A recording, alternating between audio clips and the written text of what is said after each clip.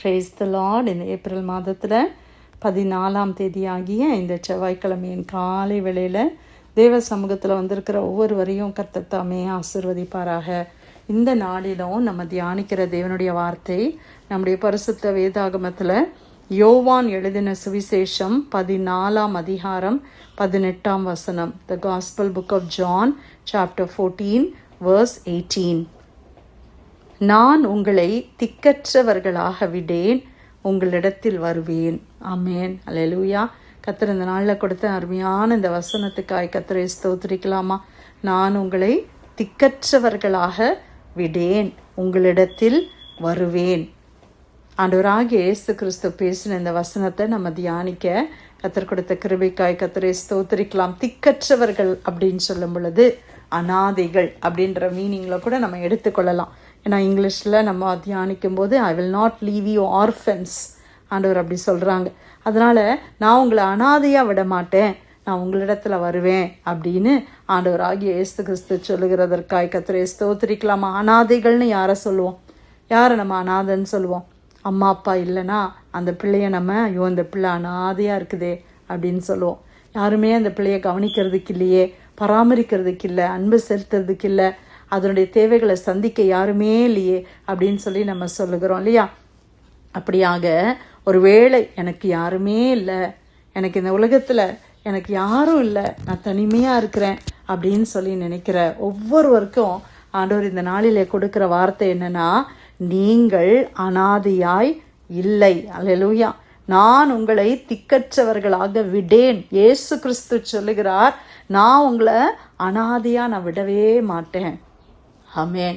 ஒருவேளை நம்ம நினைக்கலாம், ஆண்டவரே நீங்கள் என் கூட இருக்கிறத என்னால் புரிஞ்சுக்கிட முடியல, என்னால் உணரவே முடியலையே அப்படின்னு யோசிக்கலாம். இது ஆண்டவர் எப்போ சொல்கிறாங்கன்னா, ஜீசஸ் இந்த பூமியில் மனுஷனுடைய உருவத்தில் அவர் மனித அவதாரத்தில் அவர் வந்து அவர் பேசி கொண்டு இருக்கும் பொழுது இதை சொல்லுகிறார். நான் இந்த பூமியை விட்டு நான் ஒரு நாள் போயிடுவேன், ஆனால் நான் உங்களுக்கு ஒரு காரியத்தை செய்ய போகிறேன் அப்படின்னு சொல்லிட்டு ஆண்டவர் இதை சொல்கிறார். என்ன சொல்கிறார்னா, நீங்கள் என்னிடத்தில் அன்பாக இருந்தால் என் கற்பனைகளை கைக்கொள்ளுங்கள், நான் பிதாவை வேண்டிக் கொள்ளுவேன், அப்பொழுது என்றென்றைக்கும் உங்களுடனே கூட இருக்கும்படிக்கு சத்திய ஆவி ஆகிய வேறொரு தேற்றரவாளனை அவர் உங்களுக்கு தந்தருளுவார். உலகம் அந்த சத்திய ஆவியானவரை காணாமலும் அறியாமலும் இருக்கிறபடியால் அவரை பெற்றுக்கொள்ள மாட்டாது. அவர் உங்களுடனே வாசம் பண்ணி உங்களுக்குள்ளே இருப்பதால் நீங்கள் அவரை அறிவீர்கள். நான் உங்களை திக்கற்றவர்களாக விடேன், உங்களிடத்தில் வருவேன். அல்லேலூயா. இன்னும் கொஞ்ச காலத்திலே உலகம் என்னை காணாது, நீங்களோ என்னை காண்பீர்கள். நான் பிழைக்கிறபடினால் நீங்களும் பிழைப்பீர்கள். அப்போ ஆண்டவர் இந்த உலகத்தை விட்டு கடந்து போகும்போது தன்னுடைய சீஷர்கள், தன்னுடைய தேவ பிள்ளைகளை ஆண்டவர் பலப்படுத்துகிறாரு, ஆயத்தப்படுத்துகிறார். அப்போ ஆண்டவர் சொல்கிறாரு, நான் போனாலும் நான் உங்களுக்கு ஒரு தேற்றரவாளனை அனுப்பிட்டு தான் போவேன். பரிசுத்த ஆவியான அந்த தேற்றரவாளனை குறித்து அவர் சொல்லுகிறார் இந்த இடத்துல. அவர் என்றென்றைக்கும் உங்களுடனே கூட இருக்கிற பரிசுத்த ஆவியானவர். அப்போ இந்த பரிசுத்த ஆவியானவர் இன்னைக்கு நம்ம பெற்றிருக்கிறோம். இன்னைக்கு இயேசு கிறிஸ்து நம்ம கூட பக்கத்தில் இல்லை, ஆனால் நமக்குள்ள யார் இருக்கிறா? பரிசுத்த ஆவியாகிய தேற்றரவாளன் இருக்கிறார். அவர் நமக்குள்ளே இருக்கிறார். அல்லேலூயா. அவர் நம்மோடு கூட வாசம் பண்ணுகிற தேவன். ஆமேன். என்றென்றைக்கும் நம்மோடு கூட இருக்கிறவர். உலகம் அவரை காணவில்லை, அறியவில்லை, ஆனால் நாம் அவரை அறிந்திருக்கிறோம். அதனால் நாம் அவரை பெற்று கொண்டு இருக்கிறோம். அதனால தான் ஆண்டவர் சொல்கிறாங்க, நான் உங்களை அனாதையாக விடலை, நான் உங்களிடத்துல வருவேன். ஆமேன். இப்போ இன்னைக்கு யாருமே நம்ம அனாதை இல்லை. எனக்கு கணவர் இல்லையே, என்னை அனாதையாக நான் இருக்கிறேனே, என் பிள்ளைங்க எனக்கு இல்லையே, நான் அனாதை போல் இருக்கிறேன், எனக்கு அம்மா இல்லை, எனக்கு அப்பா இல்லை, எனக்கு யாருமே இல்லை, என்னை விசாரிக்க யாருமே இல்லை, ஒரு கப்பு தண்ணி குடிச்சியான்னு கேட்கறதுக்கு கூட யாரும் இல்லை அப்படின்ற சூழ்நிலையில் நம்ம இருக்கிறோமா? அப்படியாக நீங்கள் யாராவது இருக்கிறீங்களா? கர்த்தர் இன்னைக்கு நம்மளை பார்த்து தான் சொல்கிறாரு, நான் உங்களை திக்கற்றவர்களாக விடமாட்டேன், நான் உங்களை அனாதையாக விடமாட்டேன். ஹல்லேலூயா. யாருமே இந்த உலகத்தில் அனாதை இல்லை. யாராக இருந்தாலும் சரி, கர்த்தர் நம்மோடு கூட இருக்கிறார். நம்மளை படைத்த தேவன் நம்மோடு இருக்கிறார். தகப்பனுடைய ஸ்தானத்திலிருந்து நம்மளை அவர் பாதுகாக்க. ஒருவேளை நம்ம நினைக்கலாம், எனக்குன்னு பேசுறதுக்கு கூட யாரும் இல்லை, என் மன பாரத்தை யார்கிட்ட நான் சொல்ல முடியும், எனக்காக எல்லாரும் வித்தியாசமாக என்னை புரிந்து கொள்கிறாங்க, என்னை புரிந்து கொள்றதுக்கு யாரும் இல்லையே அப்படின்னு சொல்லி நினைக்கிறீங்களா? நமக்கு ஆண்டவர் இருக்கிறார் இல்லையா பிரியமானவர்களே?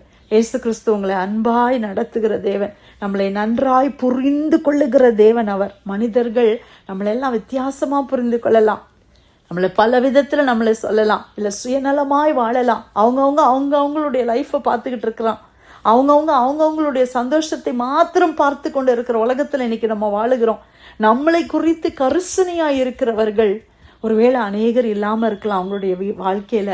ஆனா இயேசு கிறிஸ்து இருக்கிறார், உங்களுக்கு ஜீசஸ் இருக்கிறாங்க. இந்த உலகத்துல 1000 பேர் நம்ம பக்கத்துல இருந்தாலும் அதனால என்ன பிரயோஜனம்? யோசித்து பாருங்க. நம்மளோட எல்லாரும் நம்மளுக்கு கூட இருந்தாலும் ஜீசஸ் மாதிரி வருமா?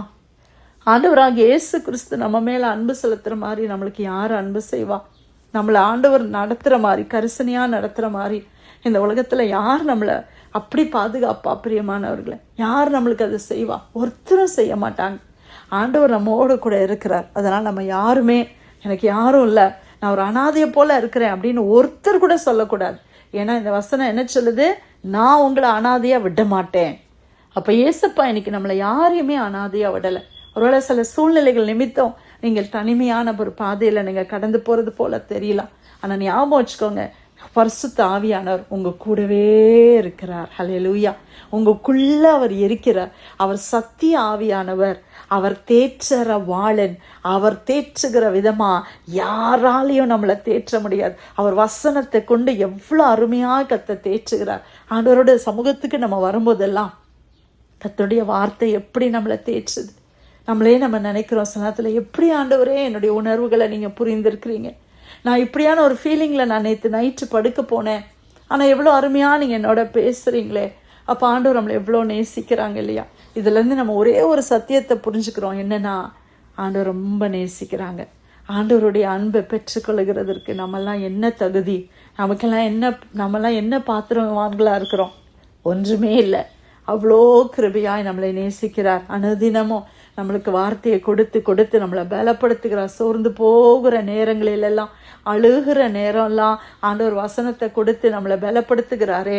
அதற்காக கர்த்தரை ஸ்தோத்திரிக்கலாமா? உங்களுக்கு ஒரு தகப்பன் இருக்கிறார், உங்களுக்கு ஒரு தெய்வம் இருக்கிறார். உங்களுக்காய் வழக்காட, நமக்காக பேச, நம்மளுடைய வேதனைகளை அறிந்திருக்கிற ஒரு நல்ல ஒரு தேற்றரவாளனாய் பரிசுத்த ஆவியானவர் நம்மோடு கூட இருக்கிறபடியால் நாம் கர்த்தரை ஸ்தோத்திரிக்கலாமா? அதனால யாரும் துக்கமா இருக்கக்கூடாது, யாரும் அழுகக்கூடாது. நம்மளுக்கு ஏசப்பா இருக்கிறாங்க. அதற்காக ஆண்டவருக்கு நன்றி சொல்லலாமா? யோவான் 14ஆம் அதிகாரம் 18வது வசனம், நான் உங்களை திக்கற்றவர்களாக விடேன், உங்களிடத்தில் வருவேன். கர்த்தர் கொடுத்த நல்ல வார்த்தைக்காய் ஆண்டவருக்கு நன்றி செலுத்தி பிரேயர்ல வந்திருக்கிற யாராவது நம்ம ஜெபிக்கலாமா?